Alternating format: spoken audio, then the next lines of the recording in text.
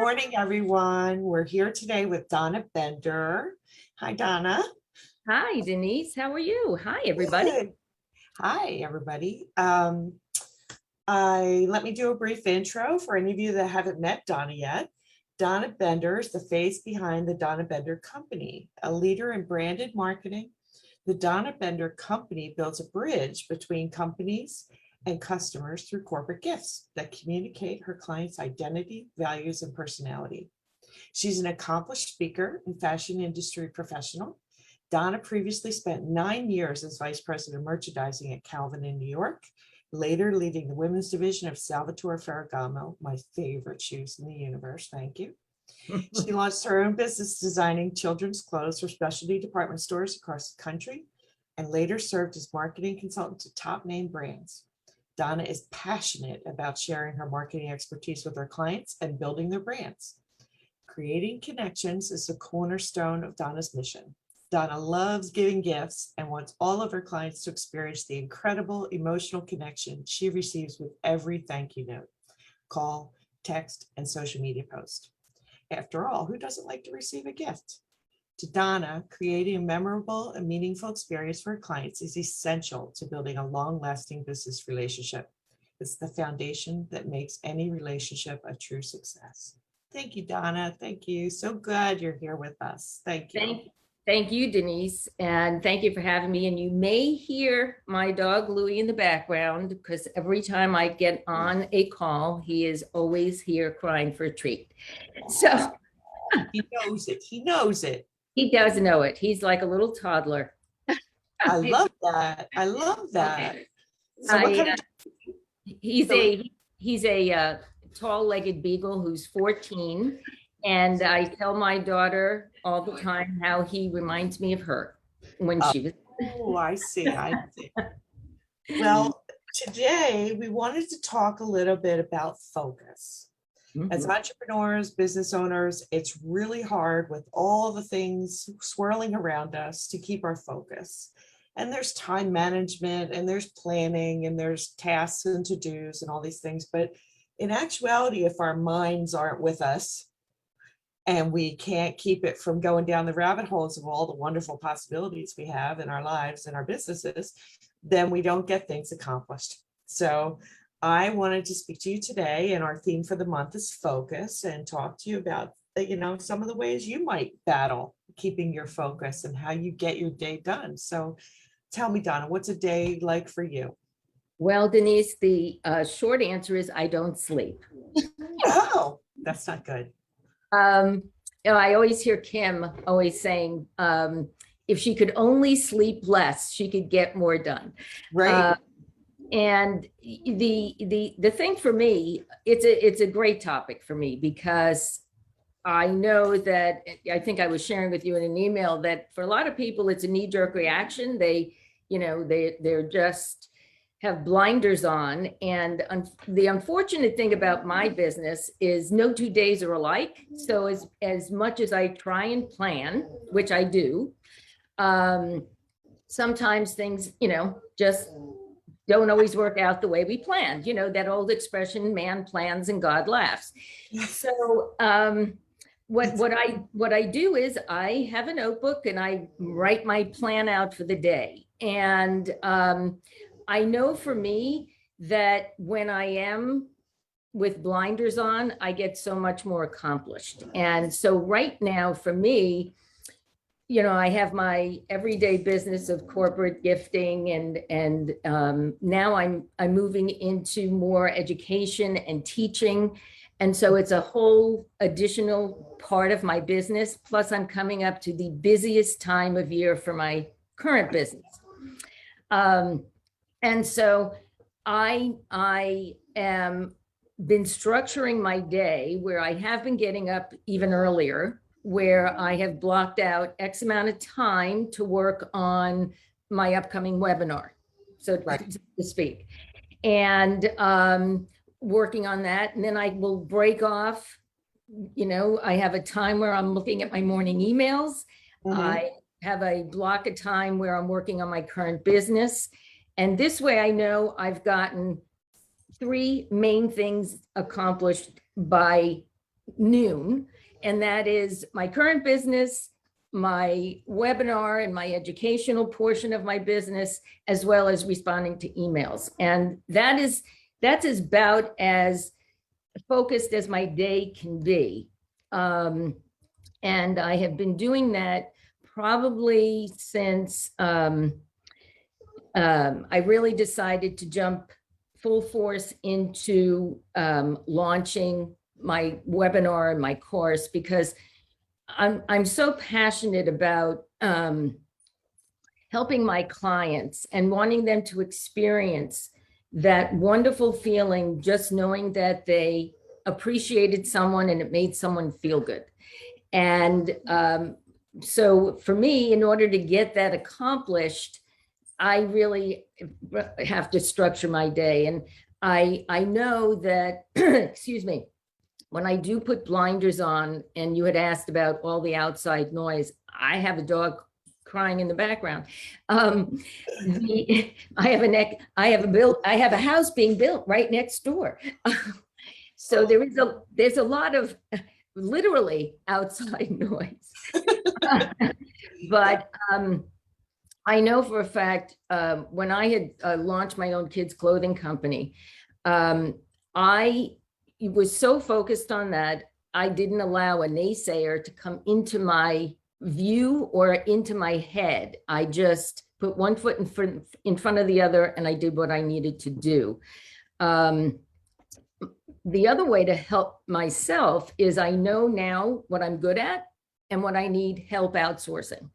Right. And I used to think I just need an assistant, but it's not even that. It's I need someone to help with this, and then I need another person to help with that. It's the who, not how. Right. It's not you have to do everything. It's who do you find to help you do the tasks that you need. Right? Exactly. And it's harder now than ever to find the right help. I mean, everything we hear on a daily basis, my fiance has his own business and he's having a hard time hiring people. Everybody's looking at stealing people from a competitor by offering them a little bit more money. I mean, it's hard out there finding the right person. Right. So, I already have my feelers out towards various, online resources to do some, helping me find the right person. And hopefully within the next week or so, I will have at least one person on board to take over certain tasks, because I think one thing I've learned since January, going through Kim Walsh Phillips' wonderful, powerful professionals program, which is where I met you. Right. Is that you know what you're good at, you know what you're not good at, and now you got to do something about it to continue to move forward. Because I don't like to give up. It would be very easy to say, I'll put this off until February. Right.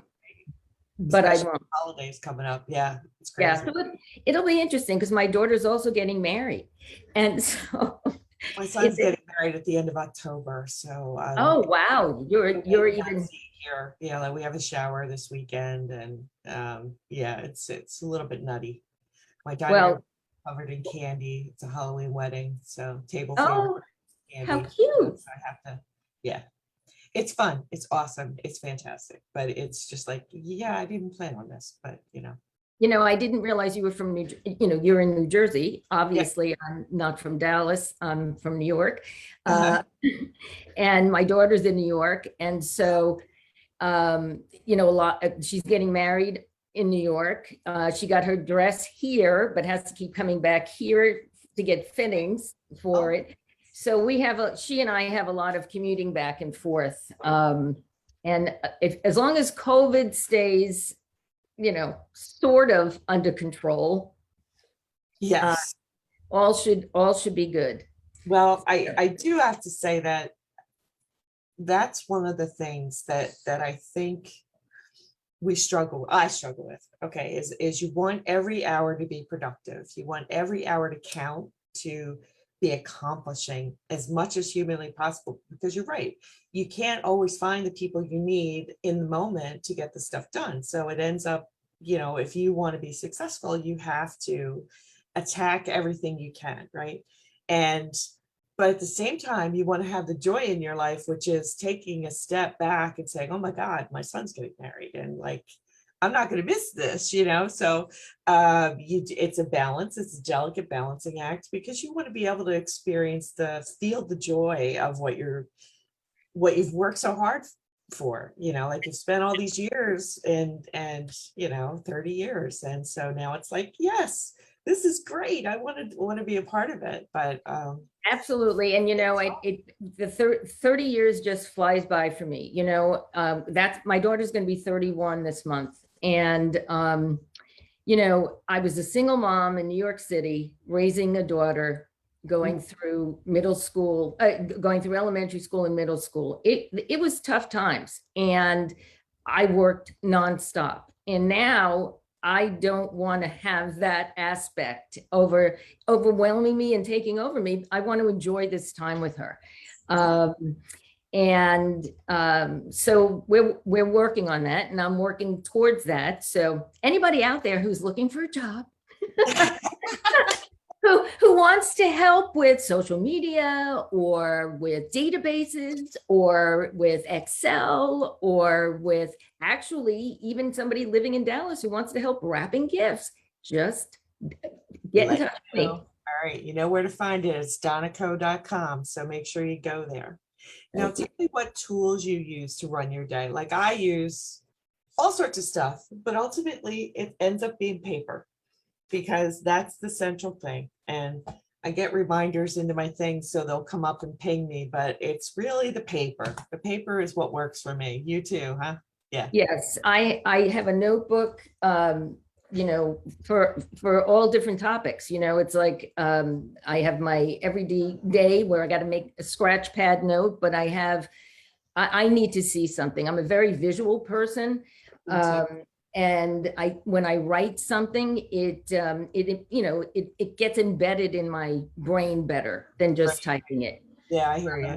Me too. That active writing, because I'm a multimodal learner, but I'm experiential, I think. So the act of actually writing something physically makes a different connection for me. So much more than typing does. So, I was listening to a couple of your interviews, and the topic came up on technology. And I have self-taught on Adobe Illustrator, Photoshop, Canva, Constant Contact, all of those tools I have self-taught. And right now, I can figure out how to do like click funnels and all those kinds of things. But I've come to the point where it takes me so long to do it that when I have to look at the use of my time and where I'm better spent using my time, it's not there. Right. And and that's a hard thing for me to actually admit, because I like to say I could do it all. Sure. And I can't. And one thing I will always remember, when I was very young and impressionable and working for Calvin Klein, I was having a one-on-one meeting with him. And we were talking about a project, and he said, Donna, if you put your mind to it, you could do anything. And that has been in my head my entire career. It has been, it added to my drive as to why I want to accomplish so much. But I have realized you can't do it all. You can't do it all at the same time. Mm-hmm. And so I have to look at, getting back to hiring the right person, look at really what is going to give me back my time so I can move forward. And I look at it differently now, where before I used to say, oh no, I'll do it. And now I'm really looking forward to the time when I can find the right person to help me get that done. Right. And honestly, you're not alone. So like, I'm a technology person, right? You know that about me, everything tech. So I think I should be able to do it overnight. I should be able to whip it out, and just crank stuff out over and over. But in all honesty, the time it takes to do that for myself is a lot more. It's like I need somebody to do that for me, even though I can do it, because then I don't make the progress that I want to make. And then in the business we're in, you also compare yourself to other people that are making more progress. It's like, well, because I'm doing all my own stuff, because I'm expected to do all my own stuff, and because I have this background, it holds me back, because I feel like I have so many things that I know I can do. I do them, but it takes a lot of time, and that time is not being spent on the forward momentum that I need to get further out. So it's a real interesting balance that I didn't expect, because everything's such second nature. It still takes the time, and that time is not being spent where it needs to be. So I couldn't agree with you more. And I'm so happy you said that, because only because you are somebody, who is in the technology world, and for you to even admit that you can't do it all, it just makes me feel so much better. and honestly, I can't do it all, and I'm not necessarily looking to hire someone right now, but I have to set the expectations for myself that if I do it myself, then that extra time it takes is okay.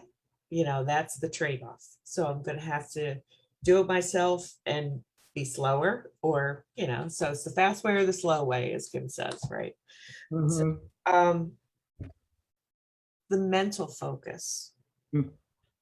let's not even talk about the pandemic, which brought so much stress into our lives in so many different ways in the last 2 years. But how do you prime the pump? How do you keep the brain going? Like, I know in the morning is my best time, and it's coffee, and it's quiet, and it's being outside for a little bit to get my brain ready to create, right? What do you do? Do you I do have, I also have to exercise in the morning.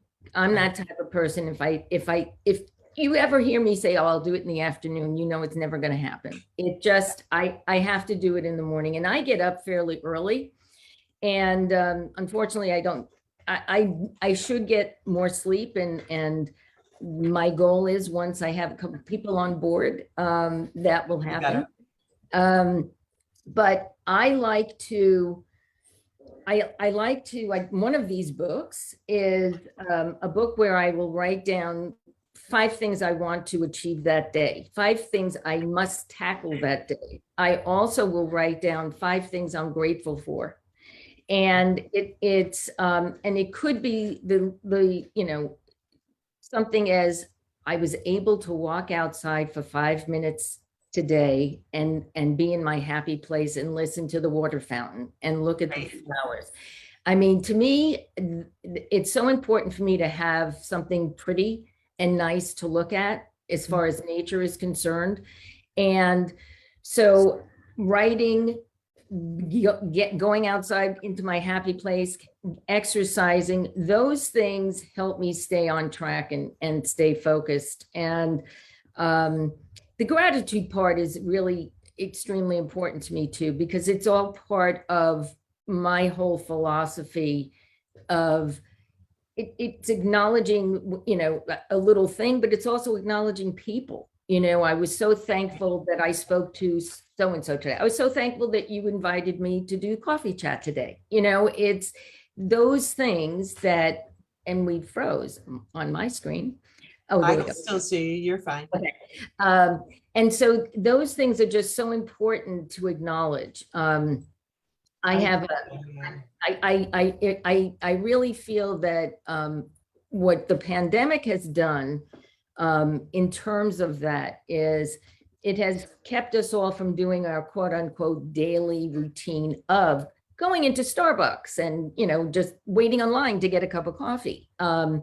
Because, I use an example of that. When I was waiting online one day, a man behind me, a gentleman, paid for my coffee never met the man before, never saw him again. But that act of kindness, I remember always. And my goal for the day was, how many people can I pay it forward to, even if it's just saying thank you to the person who was checking me out on the grocery line. You know, it's Little things that make those the little. world run well, you know.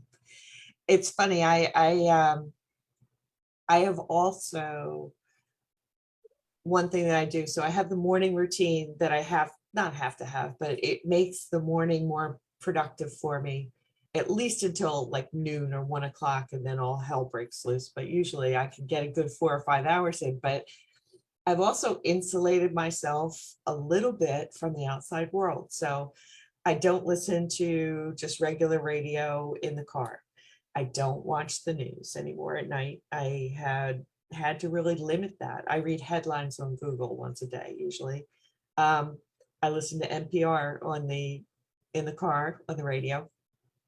And actually yesterday there was a gentleman who was a TED Talk. So they had the TED Radio Hour. And he was talking about how he was trying all different kinds of radical gratitude and kindness for a study he was doing. So he went, and for his TED Talk, he in person or through phone calls thanked every person and everything that was attached to creating a TED Talk, right down to who built the microphone, who put the lights on, who was cleaning the stage. I mean, and it turned out to be over 10,000 people. By the time you have everyone in the building you're in, all the producers, all the staff, all the technicians, and then who made all those things they were using. And it was a really interesting thing that here's this person that he goes, I just wanted to see. And he also did a cup of coffee. So he went as far as to travel to South America, to the coffee bean growers, to the, who did the tasting and appreciating all the different steps that it took to build the lid and design the cup and design the zarf, the thing that goes on the outside, and all these things that I thought, oh, it's so thought provoking and just like makes you stop and think. And so I've allowed myself to say, yeah, I'm a nerd, and I have to limit the non-productive or the negative things from my brain as much as possible, because it gets me down and it puts a shadow over things. It doesn't allow me to think and open to creativity and open to the world. So it kind of makes me shut down, and that makes me stop. So I think that's a protection I've done. So just like your gratitude journal is helping you make conscious mark of what you're grateful for, I think I've also had to limit some of the things that I let in, so that's part of how I deal with it too. Wow. Yeah. I was a big news junkie, even, during COVID, but Yeah. I think right after the election, things started to slow down for me in terms of how glued I was to the news, Same here. Yeah. and which is a good thing. And I do find that I do watch less and less of that, because that would get me, I'd be so angry, it would be, yeah. And, listening about what was happening politically and what was happening with COVID and everything. And so I find that in order to, there are certain reality shows that I get full enjoyment of, because I love music and I love the theater. And so watching, The Voice, or watching America's Got Talent, or just watching something that is like mindless and entertaining, I find helps rejuvenate me, helps me just get back on track and not have all this negativity, come crushing down on me. And it's happy stuff. I mean, you listen to AGT, Victory Breaker. You listen to that little girl belt out opera at age 9, and you're just like, how could you not feel joy with that? Do you know that my fiance and I, when we first met, um, I had a high school reunion that I needed to go back to New York for. And it was the same weekend that he decided to surprise me and bought I guess it was the first show for AGT where they did a lineup of different acts, and it was in Houston. And so I was like, oh, I'll go to my reunion and then I'll do it. And I said, you know what? Forget the reunion. We just went to Houston, and it was like, and now the funniest thing is they're opening a theater in the Luxor, okay, which is the hotel I've been staying at for eons, my industry. And I'm like, oh gosh, because I'm on the fence about going back in January only because of COVID, and I'm thinking, this may be the If I stay away from the casino floor, and maybe if I get my booster, Yeah. it's a fun show.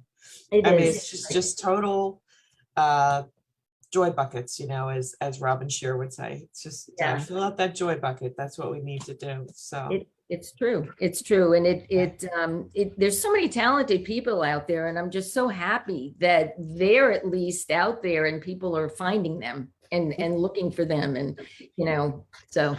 Well, I also think the shift in the workplace has upended a whole host of norms that we've all seen. So with everybody working at home, and you and I are out of that corporate thing. I used to be there, but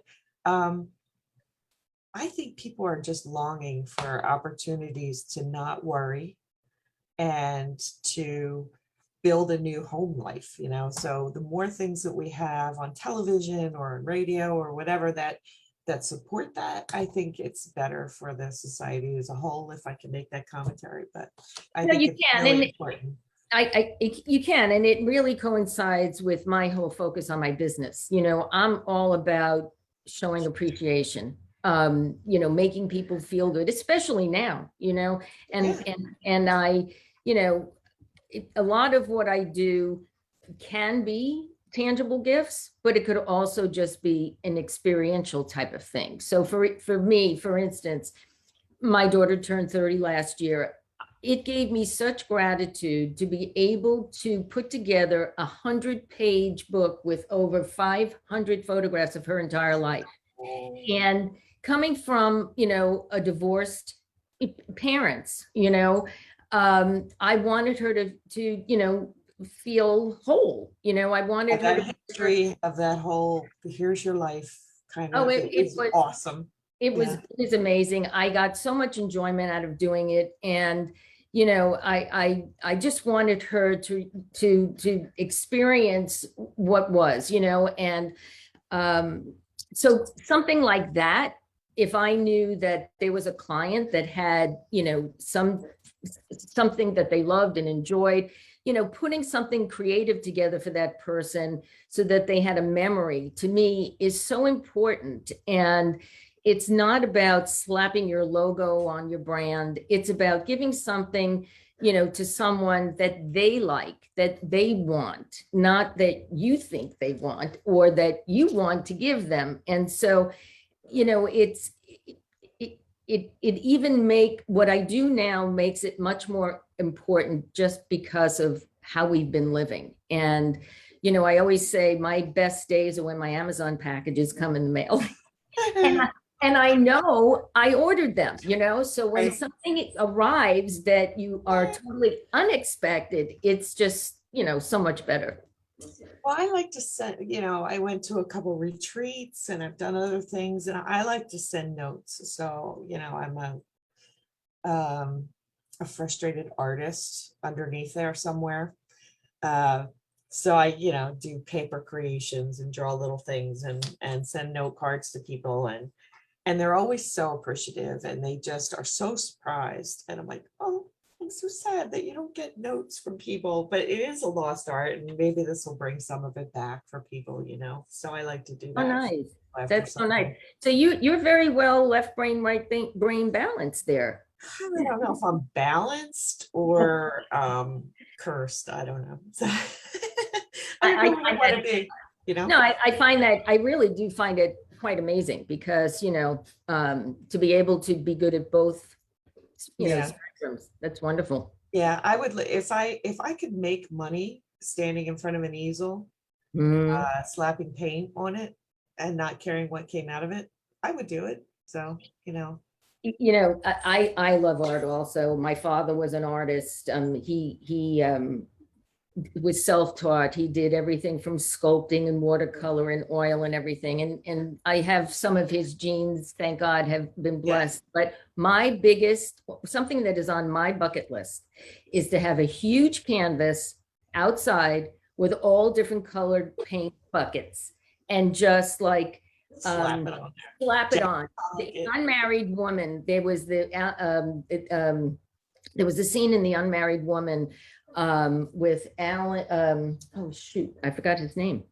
Um, but he was an artist and that's what he did. He took the buckets and I have always wanted to do that just because I know it'll look like something.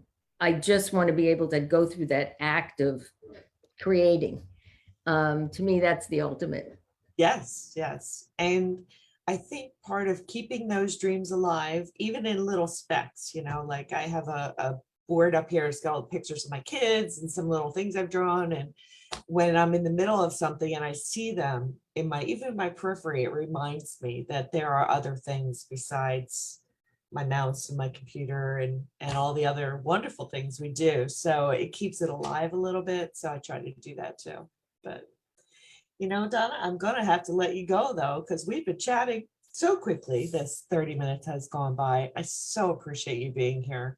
Oh, It's really and I awesome. thank you. I thank you. And I love what you do. I love that you do this. I think it's a wonderful, mission that you're doing. And, thank you so much for including me. I'm so glad you were here. Thank you. Thanks. Bye for now.